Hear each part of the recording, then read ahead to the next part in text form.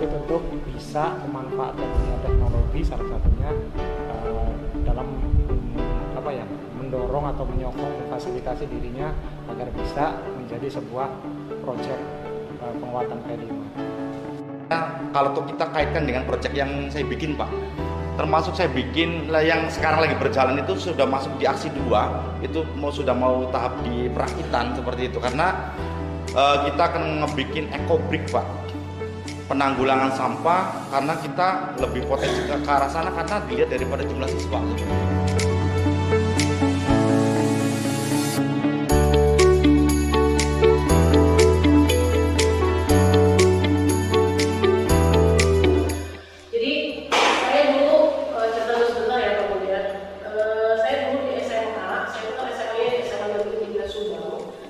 Sebelum ada Merdeka Belajar, sekolah saya itu setiap tahun itu mengadakan 2 hari namanya PKS. Jadi PKS pekan kreativitas siswa. Jadi setiap tahun itu diadakan itu 2 hari. Jadi setiap kelas itu membuat bazar. Tadi tujuannya sama persis dengan yang Pak Mujib sampaikan. Nah di situ dengan anak-anak itu jadi bebas untuk menjual apa saja di bazar tersebut. Bahkan harus bertema adat Indonesia kalau waktu sekolah saya.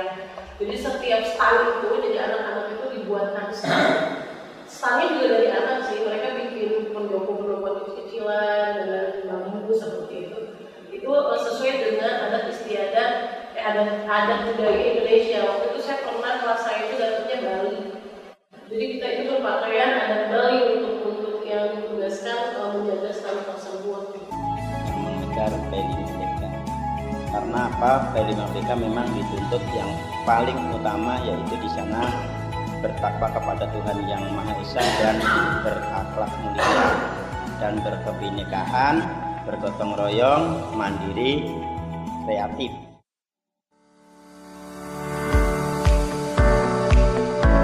Mengajak anak untuk lebih produktif.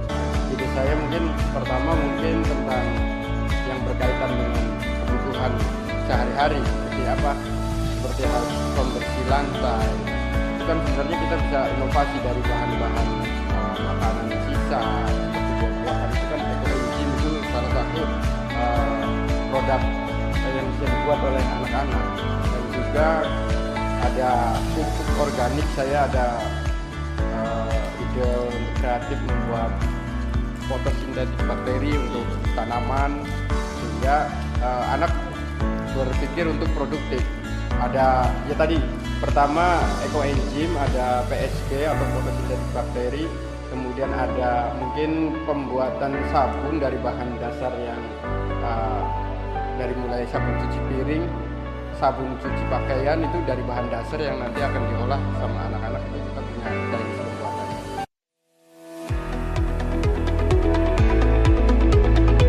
Di sini saya akan mencoba merefleksi diri saya untuk mengenali potensi yang saya miliki dalam mendampingi guru-guru dan peserta didik untuk mengembangkan kreativitas dan kemandiriannya.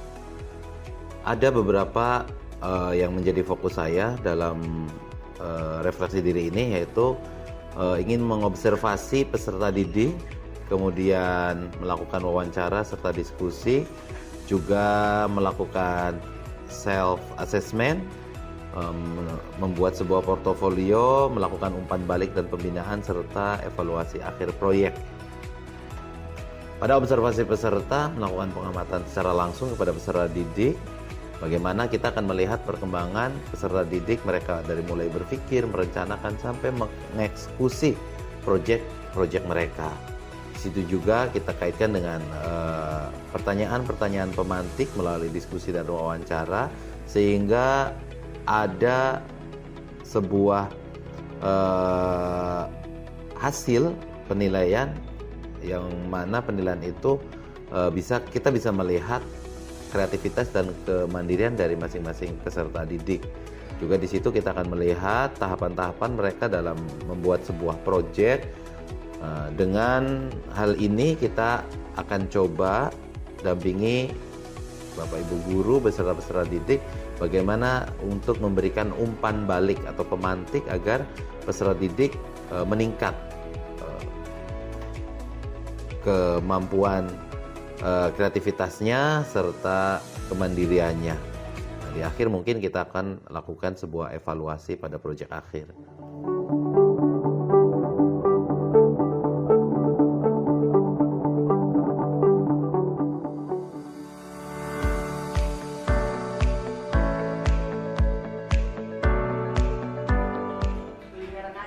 Kulineran aja.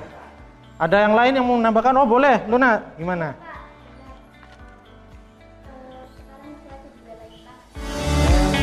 Jadi enak ya mungkin kuliner. Sepakat semua?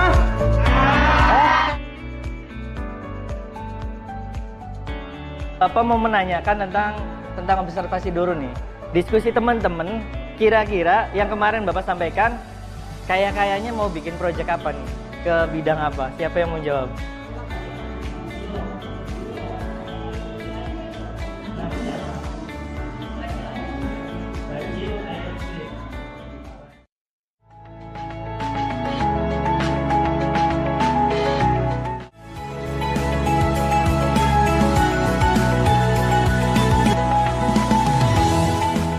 Harusnya sih ada ya, karena untuk meningkatkan jiwa kewirausahaan, karena siswa-siswi diajarkan untuk membuat produk yang memiliki nilai jual dan belajar lebih berani, kreatif, dan mandiri.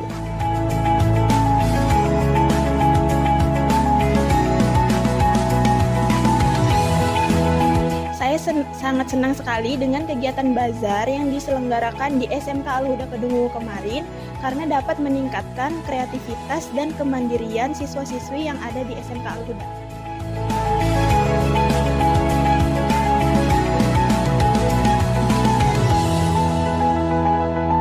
Saya berharap kegiatan ini dapat dilaksanakan dalam tiap bulannya, karena dengan adanya kegiatan ini mampu membuat saya bersikap kreatif dan mandiri.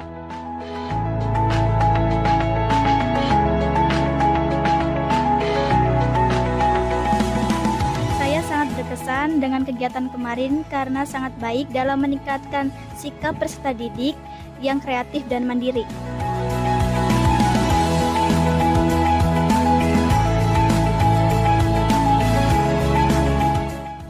Untuk kegiatan belajar di SMK Al-Huda Kedungwu, saya sangat senang sekali karena saya ingin menumbuhkan jiwa berwirausaha dalam kreativitas yang mandiri yang ada dalam diri saya.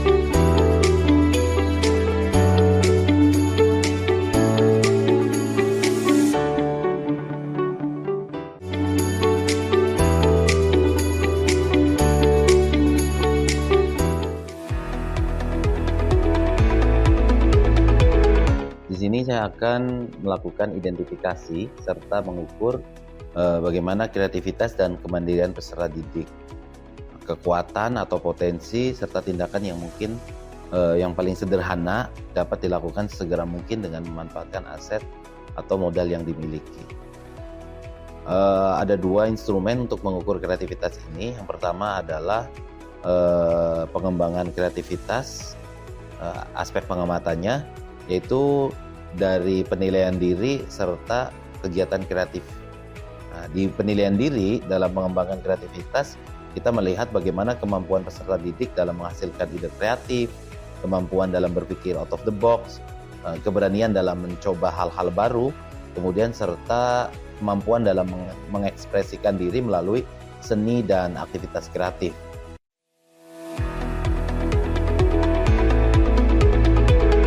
Pada kesempatan hari ini, saya akan mencoba menyusun daftar skala prioritas pada kegiatan Jabarkan Rencana, yaitu ada 3 kegiatan yang mungkin akan saya prioritaskan, yaitu dari mulai pra-project, kemudian pada saat implementasi atau pelaksanaan project, serta di akhir adalah observasi dan evaluasi.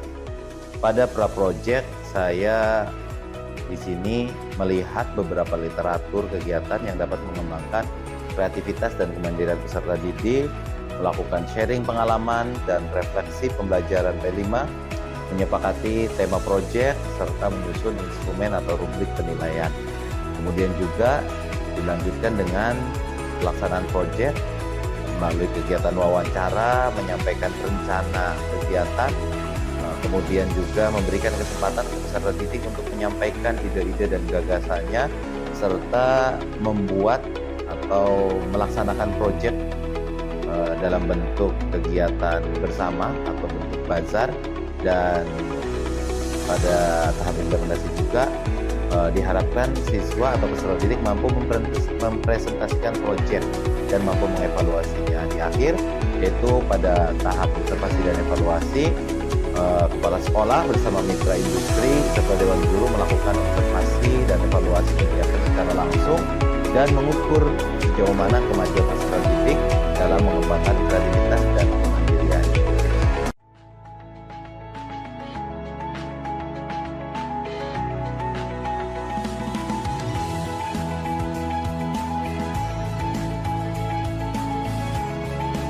Menurut saya, kegiatan pada hari ini, pengembangan kreativitas P5 itu sangat menarik sekali karena siswa-siswi atau peserta didik dengan secara nyata bisa mempraktekkan dan memamerkan produknya yang sudah mereka buat sehingga mereka dengan antusias bisa mengikuti kegiatan ini. Selain itu, mereka juga mendapatkan apresiasi dari teman-teman sejawatnya dengan cara teman-temannya bisa memberikan umpan balik atau mereka juga bisa membeli produk tersebut, kemudian mengomentari bagaimana kekurangan dan kelebihannya. Yang saya harapkan adalah kegiatan ini bisa secara berkala dilaksanakan. Jadi dalam setahun ada agenda di mana disebut sebagai Pekan Kreativitas Siswa. Nah, di situ bisa siswa-siswa itu memamerkan hasil-hasil dari proyek P5-nya.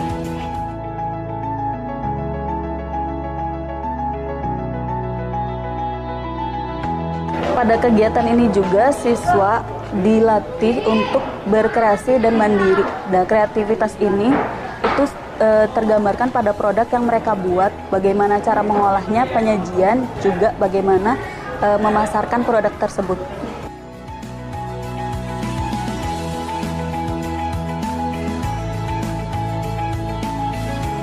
Kegiatan hari ini sangat menyenangkan untuk pembelajaran untuk siswa P5BK ini. Sebenarnya kalau diagendakan secara rutin mungkin buat guru P5BK akan sangat menyenangkan, menarik, apalagi terkait dengan wirausaha yang ada. Siswa menjadi mandiri, siswa menjadi kreatif, karena ini dari tema besarnya seperti itu. Jadi menurut saya pribadi selaku guru P5BK, ya sangat sukses lah untuk hari ini. Dan menyarankan untuk kegiatan ini bisa berkelanjutan, karena pembelajaran di luar sekolah itu lebih menyenangkan, lebih menarik, dan pengembangan inovasi dan kreativitas kemandiriannya itu lebih luas secara luasnya gitu.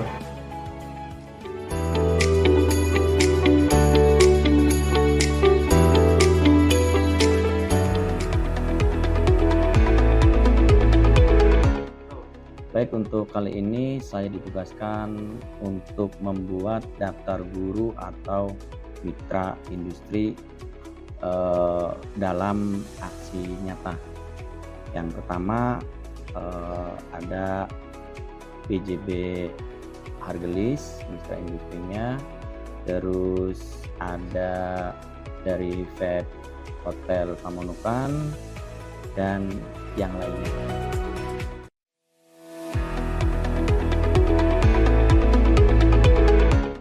Pada tahap atur eksekusi di sini saya akan mencoba membuat rubrik tentang indikator keberhasilan dalam pembelajaran yang mengembangkan kreativitas dan kemandirian peserta didik.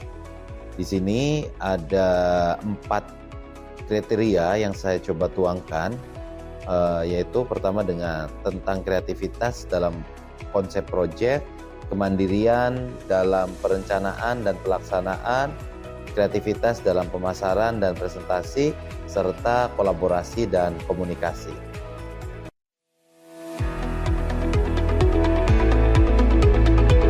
Pada tahap akhir atur eksekusi yaitu merencanakan kegiatan, diawali dengan program sosialisasi, kemudian dilakukanlah persiapan proyek kepada peserta didik dan Dewan Guru Pendamping.